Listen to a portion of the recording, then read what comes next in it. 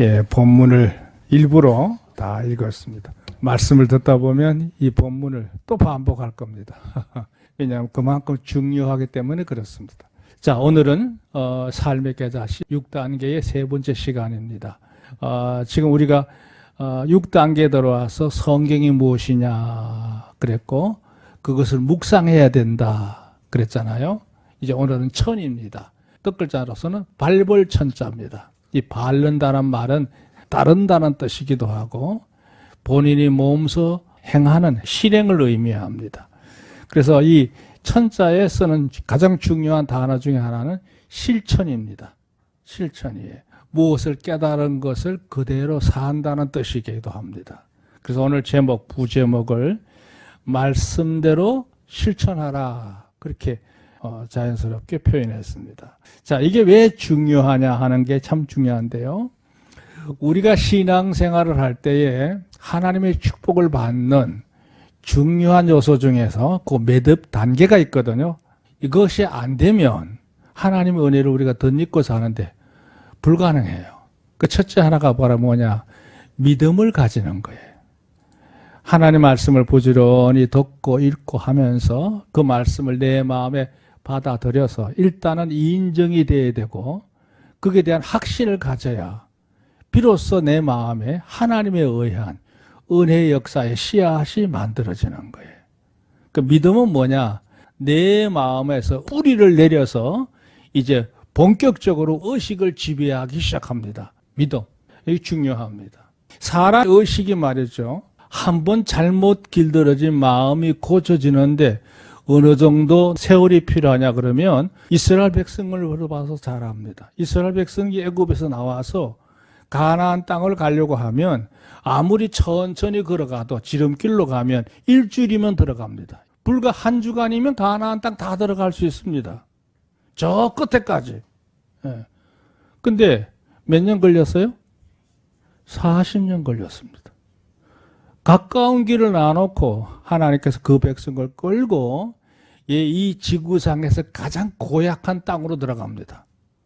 아무것도 없는 강약길로 끌고 들어가요. 그렇게 해서 40년 동안 헤매게 만듭니다. 하나님 짓궂으신 분이에요? 그렇지 않습니다. 누구보다 하나님은 이스라엘 백성들을 아끼시고 그들을 잘 되기를 바라시고 또 그들에게 할 수만 있는 대로 많은 것을 부어주시기를 원하시는 하나님께서 왜 그래야 되는데요? 이유가 있습니다. 그들의 의식을 바꾸기 위해서 그와 같은 긴 세월 동안 하나님도 고생하신 거예요. 아멘. 그거 보고 하나님 즐기신 거 아니에요. 하나님 무척 고통스러우셨어요. 왜요?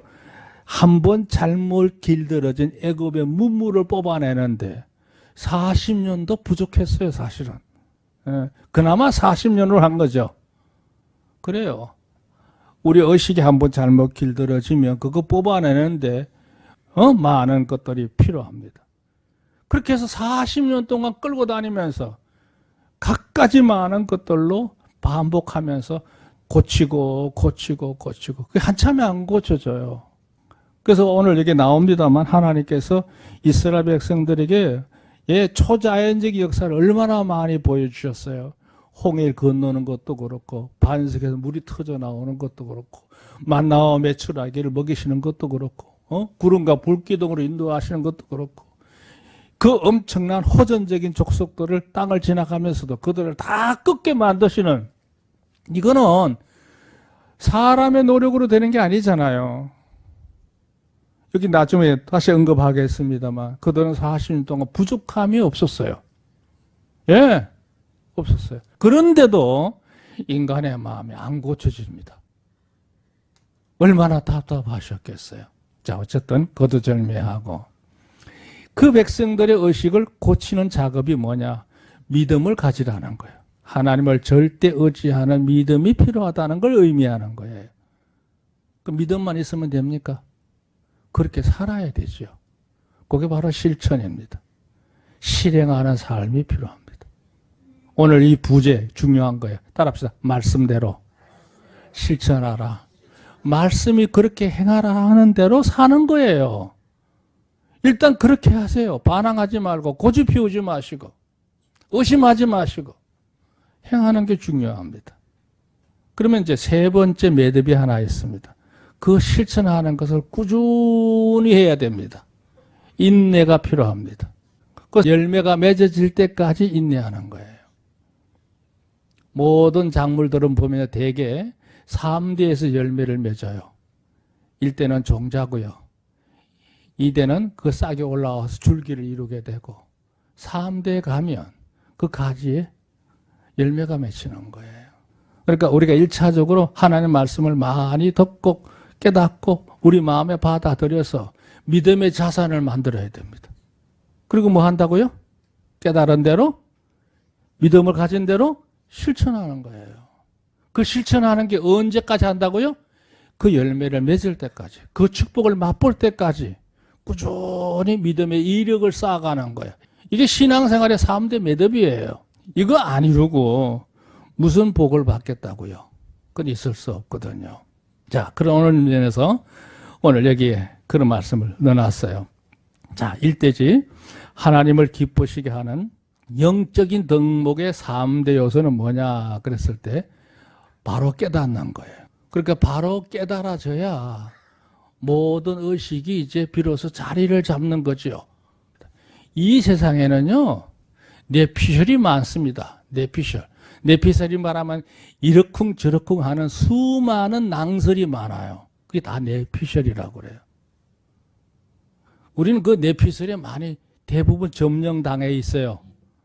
근데 하나님 말씀은 뇌피셜이 아니에요. 오피셜이에요. 오피셜이라면 반듯한 의예요. 그걸 받아들여야 되는데 우리 의식 속에는 잡다한 것들이 너무 많이 들어와 있죠. 자, 바른 인지가 필요해요. 그 다음에 이제 두 번째 단계가 방금 아까 설명했던 말 그대로예요. 믿음을 갖고 소망 중에 사는. 그럼 뭐예요? 그 다음에 실천하는 겁니다. 이게 영적인 덕목에서 가장 중요한 기본적인 덕목 세 가지예요. 바로 깨닫고 믿음과 소망을 갖고 실천하는 거예요. 특히 거룩한 하나님의 백성된 자로서 삼경이죠. 하나님을 경외해요. 두려워하면서 섬기고자 하는 마음을 가지게 되는 거. 그리고 그 경외함이 경건함으로 내 삶의 의의를 이루어가는 이 영적인 생활이 중요해요. 그 다음에 이제 여기 경복이란 말을 써놨는데 하나님을 경외하면서 복종하는 자세로 우리 의식이 바뀌어져야 이게 비로소 기본이 이루어졌다고 말할 수 있어요. 따라서 진리로부터 시작된 믿음은 의식의 대단한 변화이지만 행함을 동반하지 않으면 가치없는 믿음이 되고 만다. 흔히 이름하여 일명 죽은 믿음이라는 거죠. 그러니까 머리로만 아는 신앙에는 의미가 없다는 얘기예요.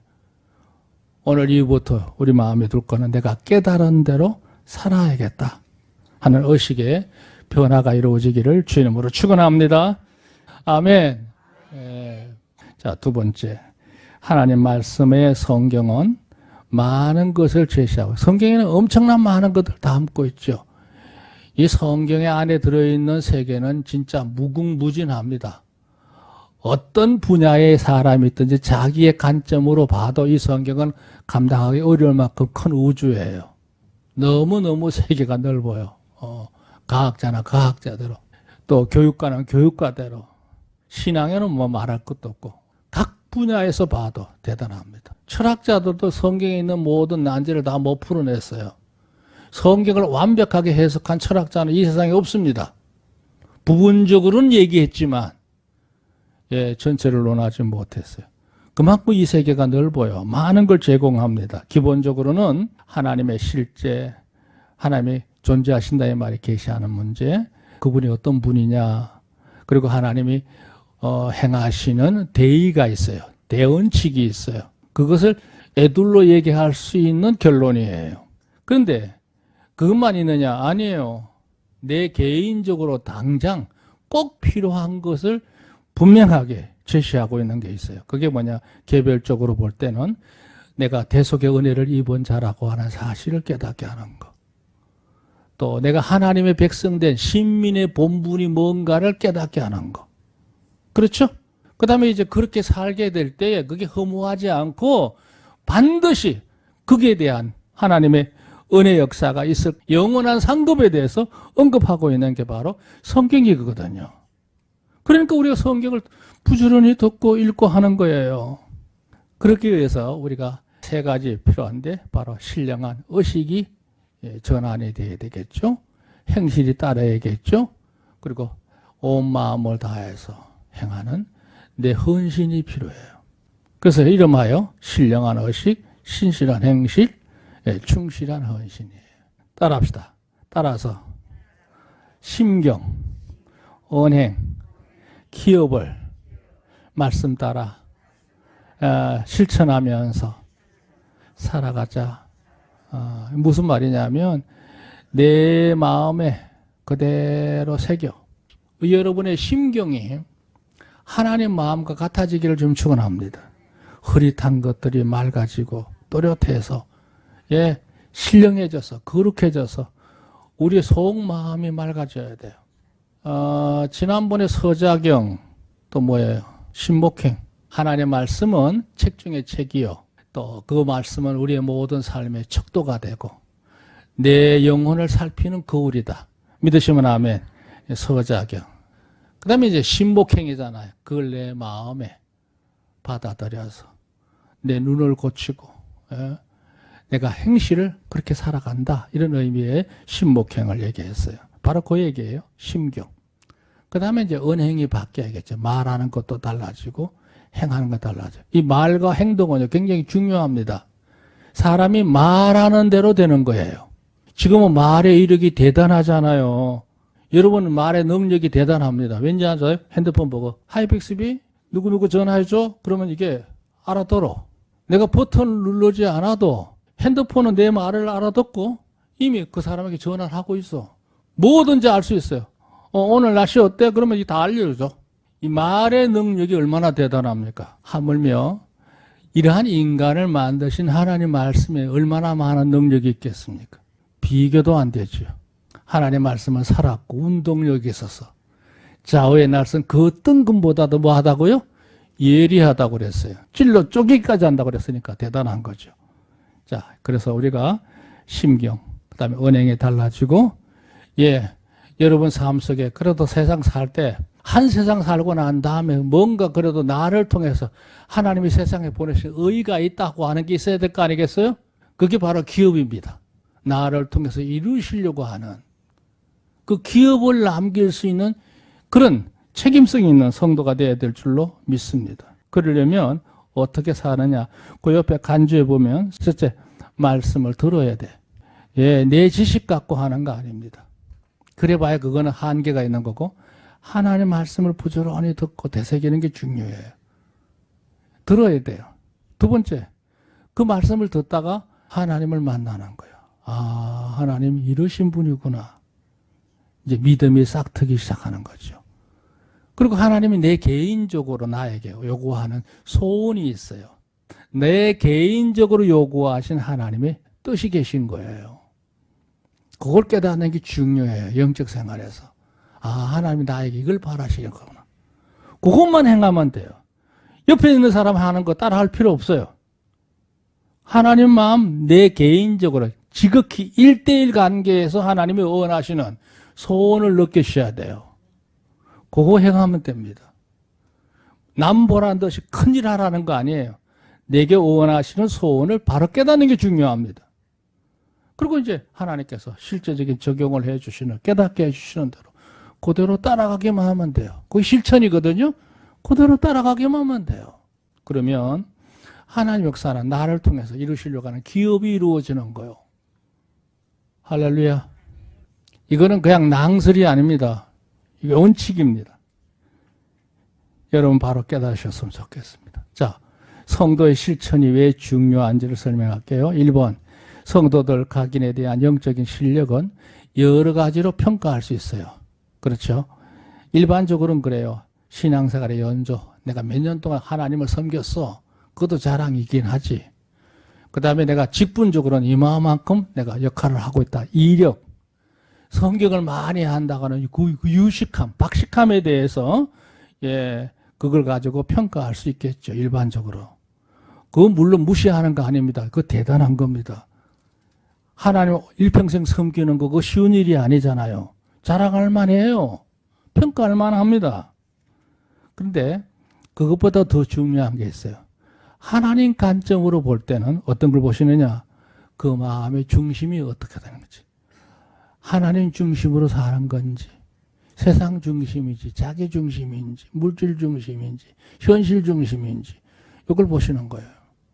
우리는 오직 하나뿐입니다. 하나님 중심으로 살아야 될 줄로 믿습니다. 그 다음에 이제 그것을 진행하는 데 필요한 게 뭐예요? 내 든든한 무장이 필요해요. 그게 전신갑주예요. 너희는 전신갑주를 취하라 그랬잖아요. 그 여러 가지 무장의 요소들이 있어요. 그 다음에 이제 세 번째가 중요해요. 내게 주어진 내 현실을 믿음으로 이겨가는 거예요. 그게 현실 정복입니다. 자, 두 번째. 성도들의 신분에 대하여는 복음적으로는 그렇죠. 우리가 받은 이 신분은요. 종족이나 무슨 현실이나 은사가 가지고 있는 그 사람의 재능에 상관없이 모든 사람들에게 하나님께서 대속의 은혜를 주셨고 사죄함과 칭의의 역사까지 이루도록 하셨어요. 거기에는 구별이 없어요. 차별이 없어요. 다 우리는 모두가 다 하나님의 백성인 줄로 믿으시기 바랍니다. 지금 시대는 당연한 말 같지만 옛날 같으면 어림도 없는 얘기예요. 신분의 사회에서는 이게 용납되지 않는 말이에요, 사실은. 이제는 그 백성답게 하나님과 하나가 되어야 되고 그분과 늘 일상생활 속에서 동행하는 삶이 필요하고요.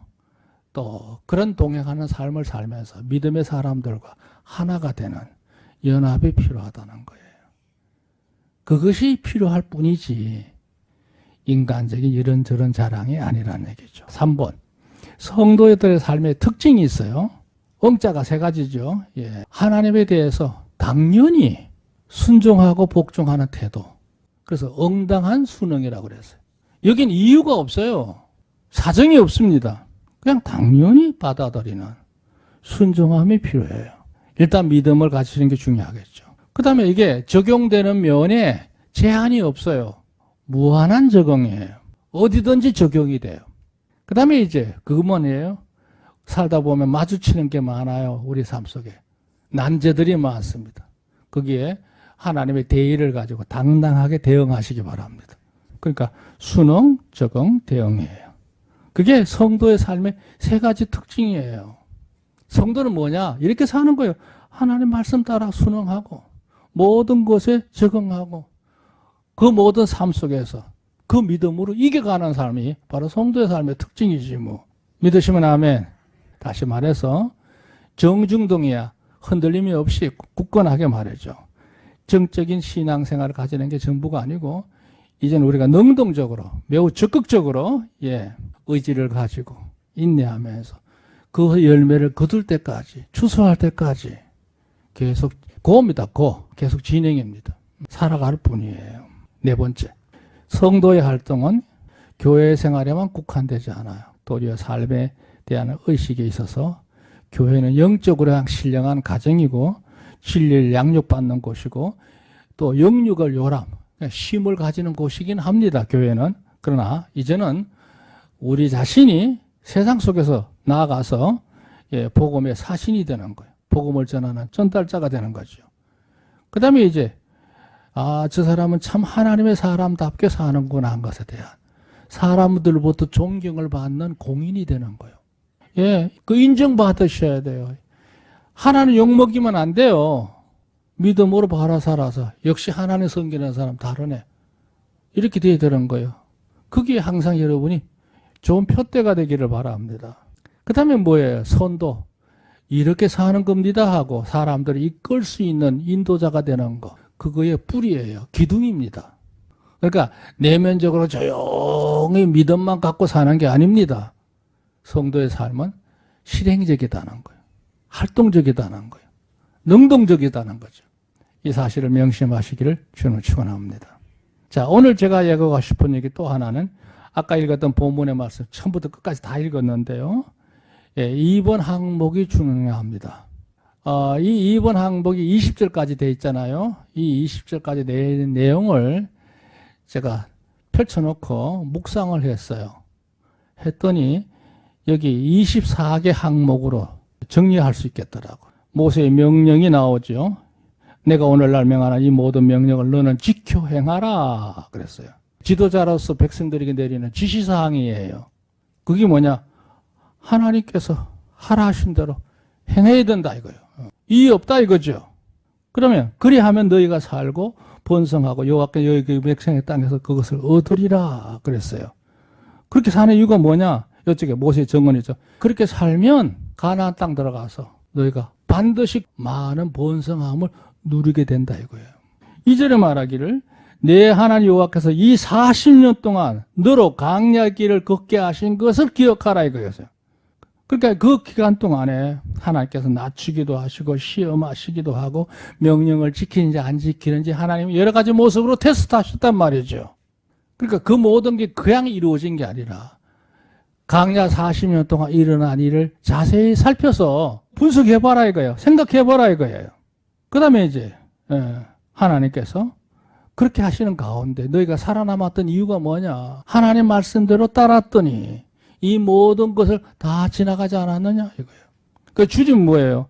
하나님 말씀을 늘 달게 받아서 그 말씀을 취하면서 살아가야 한다. 이게 이제 명령사항이에요.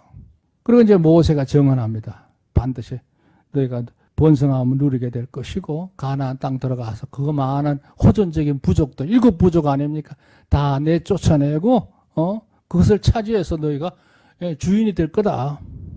그리고 하나님께서 지난 우리를 고생시킨 것이 아니라 우리를 순종하는 사람으로 만들기 위해서 시험한 거다. 이걸 기억하라는 거예요. 그 다음에 이제 4절부터 보면 이 40년 동안 내 의복이 따라 빠지지 않았어. 신발도 그렇고 옷도 그렇고 발에 물집이 안 생겼다고 그래요. 내 발에 붙들지 아니하였느니라. 발과 의복에 아무 문제가 없었지 않았냐 이거요. 농사도 안 짓고 길쌈도 안 하고 무역도 안 하고 아무것도 안 했는데도 그들은 문제가 없었어요. 그걸 늘 다시 한번 반복시키는 거예요. 5절 너는 사람이 그 아들을 징계한 같이 내 하나님 여호와께 너를 징계하신 줄을 마음에 생각. 내 말이 맞았죠. 하나님께서 그건 자식을 사랑하는 것처럼 사랑하셨기 때문에 이런 일이 있었던 거다. 그러니 6절 내 하나님 여호와의 명령을 지켜 그 도를 행하며 그를 경외하라. 하나님을 두려워하는 마음으로 반듯하게 잘 섬겨야 된다. 이게 이제 다시 지난 날을 상기시키면서 근거하는 말이에요. 그렇게 되면 어떤 일이 벌어지냐. 7절부터 보세요. 내 하나님 여호와께서 너를 아름다운 땅에 이르게 하시나니 그곳은 골짜기든 산지든지 시내와 분충과 샘이 흐르고 그 땅은 뭐 모든 게 다 있다는 거예요. 살기 좋은 땅이라는 거예요. 그 땅으로 너희를 반드시 인도하시리라. 그 땅의 주인이 되리라 이런 얘기예요. 어저께 하마스가 지금 로켓포를 불과 1시간 안에 4,000발 이상을 쏘았다대요. 또다시 전쟁이 지금 벌어지고 있습니다. 근데 절대 이스라엘 백성을 이길 수 없습니다. 이거는 하나님께서 보장해 놓은 것인 거예요. 그러니까 이스라엘 백성을 보면 하나님 계신다는 걸 알 수 있어요. 그게 그렇게 될 수 있는 게 아니거든, 물리적으로. 자, 뿐만 아니라, 8절에 내용이 있어요. 밀과 보리의 소산지요. 포도와 무화와 석류와 감람들의 가시와 꿀의 소산지라. 그러니까 먹을 것과 가실이 풍성한 땅이다. 그걸 누리게 된다는 거죠. 뿐만 아니에요. 더 재밌는 말이 있어요. 9절을. 너는 먹는 식물의 결핍함이 없고 굶어 죽을 일 없다는 얘기예요. 내게 아무 부족함이 없는 땅이며 그 땅의 돌은 철이요 산에서 동을 캘 것이라. 지금부터 3,500년 전에 세부치를 얘기하고 있습니다. 여기서 말하는 이 세부치들은 뭐예요? 오늘날 첨단 전자제품을 만드는데 없어서는 안 될 세부치들이에요. 그게 가나안 땅에 그냥 돌처럼만 쌓여있다는 거죠. 대단한 땅이에요. 그 땅에 너희가 앞으로 첨단의 시대에 누릴 수 있는 모든 것들, 자료가 될 수 있는 것 다 있다는 거예요. 이미 이건 3,500년 전에 말씀하셨어요. 그 맞느냐? 맞습니다. 그 솔로몬 시대나 이집트 문화가 발달할 때 가나안 땅에 와서 구리를 캐갔어요. 자, 5번. 이게 중요하죠. 모세가 근거합니다. 내가 먹어서 배불리고 내 하나님 여호와께서 옥토로 내게 주셨음을 인하여 그를 찬송하리라. 그러니까 뭐가 잘 됐을 때 양식에 부족함이 없고 모든 것들이 풍성할 때 그 기름진 거에 대해서, 내 삶이 넉넉함에 대해서 늘 하나님께 감사한 마음을 갖고 살아야 된다는 거예요. 할렐루야. 내 능력이 뛰어나서 이루어진 게 아니라 하나님 나에게 주셔서 이 많은 걸 누리는 거구나. 그걸 인정하라는 거예요. 감사하라. 그러면서 그 감사하는 태도에 얘기해요. 이거 실행이죠. 11절. 오늘 나에게 명하는 명령을, 법도를 지키는 것이다. 그 감사는 말로만 하는 게 아니라 하나님 말씀대로 사는 게 감사 태도죠. 그렇게 살아가야 된다. 그 법과 규정에 대해서 삼가 지키라는 거예요. 그 다음에 이제 다시 12절부터 보면 내가 배불려서 아름다운 집을 짓고 거하게 되면 내 우양이 번성하여 은금이 정식되며 소유가 풍성하게 될지라도 두렵건대 내 마음에 절대 교만해서는 안 된다. 교만하지 말고 하나님을 잊어버리지 마라. 그럴수록 하나님을 가까이 섬겨야 된다는 거예요. 그걸 얘기하고 있게 바로 12절부터 14절입니다. 그러면서 그 내용을 다시 반복합니다. 15절부터 보면 너를 인도하여 그 강대하고 위험한 땅, 불뱀과 정갈이 있고 물이 없는 건조한 땅을 지나게 하셨으며 또 너를 물을 굳은 반석에서 내셨으며 그랬어요. 그러니까 우리가 지나온 강야 40년 동안 어떤 곳이었더냐? 한번 돌아봐라 이거죠. 그렇죠? 고약한 땅이죠. 죽음의 땅입니다. 그 사람이 사는 곳이 아니에요. 그것을 40년 동안 살았어. 나흘 동안 캠핑 간 게 아닙니다. 40년을 그 열악한 땅을 살았지 않았느냐. 뿐만 아니라 그곳에서 하나님께서 그 누구도 먹지 못했던 만나와 메추라기를 늘 하나님께서 내리셔서 굶주림이 없도록 채우셨던 일이 역사 아니냐. 16절 보세요. 내가 열조하지 못한 만나를 그렇게 먹이신 것은 이는 너를 낮추시며 너를 시험하사 마침내 내게 복을 주려 하심이라. 그러니까 이게 뭐예요? 이 모든 과정을 왜 거쳤느냐? 고생시킨 것이 아니라 너를 복되게 살게 하시기 위해서 하나님께서 이렇게 하신 거다 이거예요. 하나님께서. 하나님도 참 고달팠을 거라고 생각해요. 그러면서 이제 결론 부분입니다. 7번 모세가 교훈합니다. 일종의 겉면이죠. 17절 또 두렵건대 내 마음이 이르기를 내 눈과 내 손으로 힘으로 내가 이 재물을 얻을다 하노라. 교만하지 마라 이거야. 부자가 돼서 살더라도 자만심 버리고 살아야 된다. 예, 그 얘기예요. 18절 내 하나님 여호와를 기억하라. 내가 내게 재물을 얻은 능력을 주셨습니다. 이같이 하시면 내일 적에 명시하신 언약을 오늘과 같이 이루게 하심이라 그랬어요. 이 모든 거 다 너희가 뛰어나게 아니라 하나님이 그런 능력을 너희에게 주셨기 때문에 가능하다는 거예요. 믿으시면 아멘. 이거 중요해요. 예, 18절. 이 모든 것 이미 하나님께서 우리의 조상, 믿음의 조상들에게 약속하셨던 그대로 우리가 그 열매를 누리는 거다. 그러니까 우리가 이뻐서 그런 게 누리는 게 아니라 하나님이 하신 약속의 성취였다 이거죠. 마지막 이제 경고로 끝납니다. 내가 만일 여호와를 잊어버리고 다른 신을 쫓아 섬기면 그것들에 절하면 내가 너에게 전가하는 너희는 정령이 멸망할 것이다. 우상 섬기면 필히 망한다. 하나님 외에는 섬길 자가 없다는 얘기죠. 뿐만 아니라 하나님 말씀 따라 살지 않으면 하나님의 분노함이 우리에게 임하게 되고 다른 민족들이 흥하다가 다 소멸된 것처럼 저들처럼 너희도 그렇게 망할 수 있다. 명심하라 이거예요. 믿으시면 아멘. 요 8장을 24개로 나눠놨으니까 이거 한번 묵상해 보시면 좋은 교훈이 여러분 마음속에 생길 것입니다. 자, 길었습니다. 오늘 말씀 따라합시다. 하나님의 말씀을 부지런히 내 마음에 담아서 믿음을 갖고 소망 중에 실천하는 자는 복이 있다. 이게 오늘 총결론이에요. 하나님의 귀한 은혜 역사가 여러분과 함께 하시기를 주님으로 축복합니다.